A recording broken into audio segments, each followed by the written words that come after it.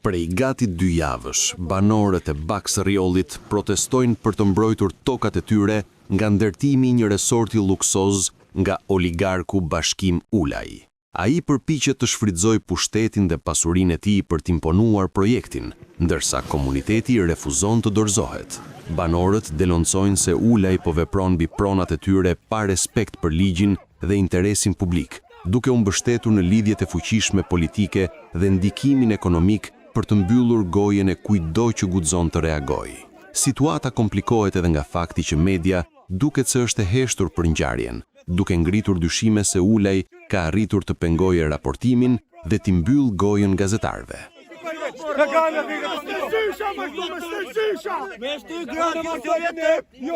Ndërsa ai pretendon se po zhvillon turizmin, realiteti është grabitje e pronës së komunitetit dhe shkelje e drejtave të qytetarëve. Heshtja e autoriteteve dhe mungesa e transparencës i japin atij mundësinë të veprojë pa përgjegjësi. Protestat e Baksëriollit tregojnë përplasjen e drejt mes qytetarëve dhe oligarkëve, që konsiderojnë vendin pronë personale.